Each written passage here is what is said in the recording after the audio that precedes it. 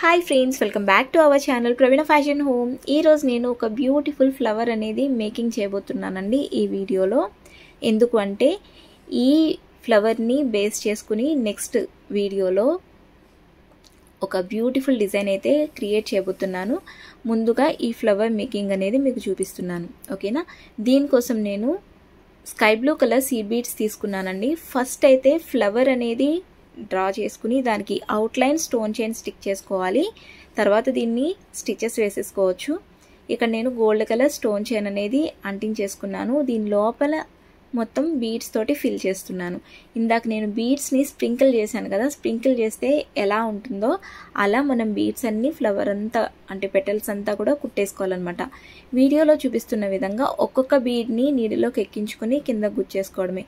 Just ఇక్కడ మనకి కుట్టు వేసుకోవడం వస్తే చాలు, బీడ్స్ కుట్టుకోవడం వస్తే చాలు, ఓకేనా. ఇక్కడ పైన పార్ట్ అంతానేమో బీడ్స్ని ఒకదాని పక్కన ఒకటి దగ్గరికి స్టిచ్ చేసుకున్నాను. కింద అంటే ఇందాక అడ్డంగా ఒక లైన్ కుట్టుకున్నాను కదా, దాని కిందేమో అక్కడక్కడ బీడ్స్ కుట్టాను.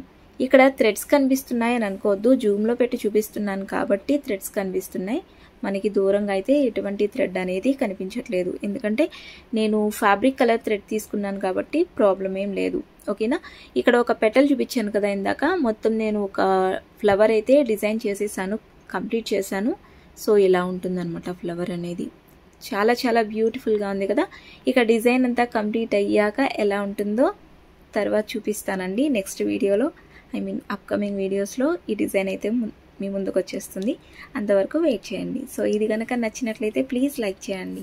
Bye friends.